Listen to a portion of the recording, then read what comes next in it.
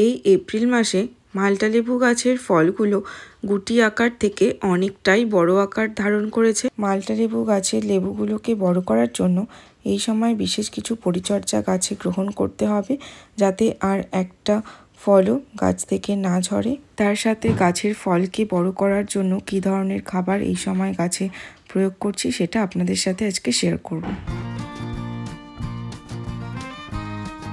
লেবু গাছে ফুল আসার আগে আমি কিছু সার প্রয়োগ করেছিলাম গাছে, তবে ফলগুলো বড় হয়ে যাওয়ার পর এখন কী ধরনের পরিচর্যা করব যাতে ফলগুলো গাছে খুব সুন্দরভাবে বড় হতে পারে, সাথে যে ফলগুলো গাছে এখন সেট হয়েছে সেগুলো আর যেন ঝরে না যায় তার জন্য কিছু পরিচর্যা আমাদেরকে এখন থেকেই করতে হবে।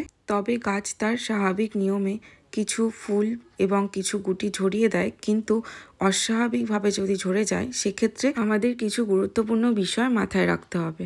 লেবু গাছে ফুল আসার পর অতিরিক্ত খাবার গাছে দেওয়া যাবে না, যা দেওয়ার লেবু গাছে ফুল আসার আগেই দিতে হবে, তাহলে ফুল ঝরার প্রবণতাটা অনেকটাই কমে যায়। আর একটা জিনিস খেয়াল রাখতে হবে, লেবু গাছে অতিরিক্ত রোদ পায়, অর্থাৎ হয়তো সকাল থেকে বিকেল পর্যন্ত রোদ পাচ্ছে, এই রকম জায়গা যদি অ্যাভয়েড করা যায় সেটা লেবু গাছের ক্ষেত্রে অনেকটাই ভালো। অর্থাৎ খুব বেশি হলেও 5 থেকে 6 ঘন্টা রোদ পায় এরকম স্থান যদি নির্বাচন করা যায় সেটা লেবু গাছের জন্য অনেকটাই উপযোগী। আর যদি খোলা ছাদ হয় সেক্ষেত্রে একটা গ্রিন নেট টাঙিয়ে দিলে সেটা খুব ভালো কার্যকরী হয়। এবার আসি গাছে খাবার দেবার প্রসঙ্গে, যা গাছে ফুল থেকে ফলে রূপান্তরিত হতে এবং ফলকে বড় করতে সাহায্য করবে। প্রথম থেকে আমি গাছে দিয়েছিলাম একটা মিক্স খাবার, যার মধ্যে ছিল সর্ষের খোল, শিংকুচি, হাড় গুঁড়ো, পটাশ সার, সুপার ফসফেট, নিমখোল এই জাতীয় কিছু উপাদান। তারপরেই ফুল থেকে যখন গুটি সেট হয়ে গেছিল, ফলটা যখন একটু বড় আকার ধারণ করেছিল, অর্থাৎ এই পর্যায়ে, সেই সময় গাছে অতিরিক্ত কিছু খাবার আমি দেইনি। তীব্র গরমের হাত থেকে গাছকে বাঁচানোর জন্য আর টবের মাটি যাতে সহজেই শুকিয়ে না যায় সেই জন্য আমি দিয়ে দিয়েছিলাম গোবর সারের একটা লেয়ার। আর এই সময়টা অবশ্যই টবের মাটির জলটা মেনটেন করতে হবে। জলের অভাবে গাছের টব যেন একদম খটখটে শুকিয়ে না যায় সেই জিনিসটা খেয়াল রাখতে হবে। তার সাথে অতিরিক্ত যাতে জল টবের গোড়ায় জমে না থাকে সেই জিনিসটাও খেয়াল রাখতে হবে। আর এই সময় 15 দিন অন্তর এই মিরাকুলান কিংবা যে কোনো একটা পিজিআর গাছে ইউজ করা যেতে পারে, আর তার সাথে ফাঙ্গিসাইড অবশ্যই ইউজ করতে হবে, না হলে ফাঙ্গাল ইনফেকশনের কারণে গাছের গুটিগুলো ঝরে যেতে পারে। এখন খাবার দেওয়ার ক্ষেত্রে অতিরিক্ত নাইট্রোজেনযুক্ত খাবার না দেওয়াই ভালো। নাইট্রোজেন কম আছে এই রকম জাতীয় খাবার গাছে প্রয়োগ করতে হবে। সেক্ষেত্রে 10-26-26 গাছে দিয়ে দেওয়া যেতে পারে। অতিরিক্ত হার্ড খাবার এই সময় গাছে দেওয়া যাবে না। এখন কিছু লিকুইড খাবার গাছে দিতে হবে যা গাছের ফলকে বড় করতে সাহায্য করবে। আমি এখানে নিয়ে নিচ্ছি NPK 20। এইটা জলে গুলে টবের মাটিতে ইউজ করা যেতে পারে, তাছাড়া গাছে স্প্রেও করা যেতে পারে। আমি এখানে 1 লিটার জলে 1 গ্রাম মতো গুলে গাছের গোড়ায় প্রয়োজন মতো দিয়ে দিচ্ছি। আর তার সাথে ম্যাগনেসিয়াম সালফেট যদি স্প্রে করা যায় কিংবা এর সাথে গুঁড়েও ইউজ করা যেতে পারে, সেটা যদি মাসে 2 বার করা যায় তাহলে পাতা হলুদ হয়ে ঝরে পড়ার সমস্যাটাও থাকবে না, অর্থাৎ গাছে সালোক সংশ্লেষ প্রক্রিয়াটা অব্যাহত থাকবে।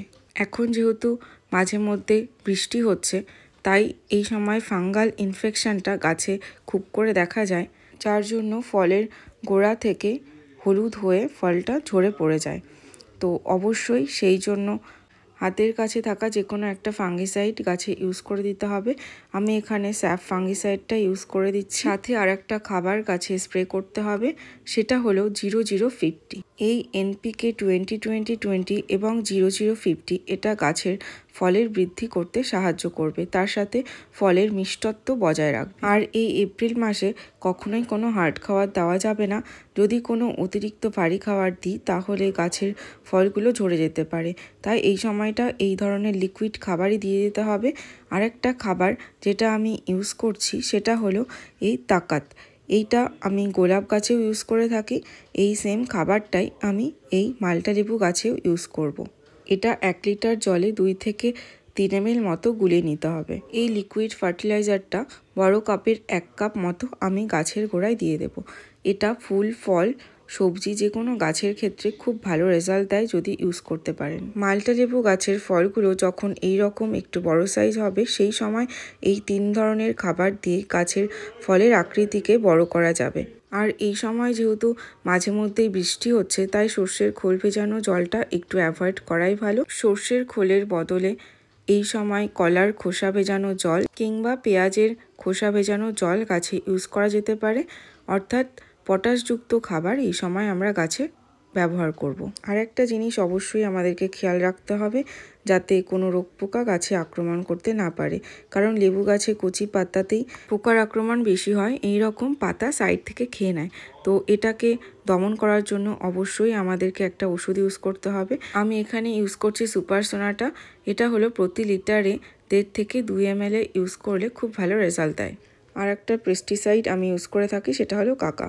ফলের গাছে সাধারণত এই সুপার সোনাটা আর কাকাই আমি ইউজ করে থাকি, যেহেতু এই দুটো জৈব কীটনাশক। আর তার সাথে ফলের যাতে গ্রোথ ভালোভাবে হয় তার জন্য এই বায়োভিটা এক্স আর অ্যাগ্রোমিন গোল্ড 15 দিন অন্তর আমি গাছে ইউজ করে থাকি।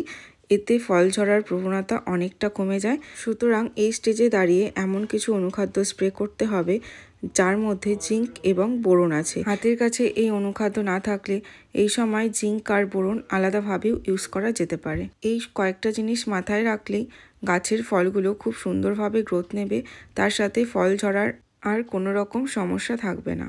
তবে এই সময়টা মিক্স খাবার আমি দেব না। মে মাসের মিডল থেকে এন্ডের মাঝামাঝি সময় এই মিক্স খাবারটা আমি এই গাছের গোড়ায় দেব।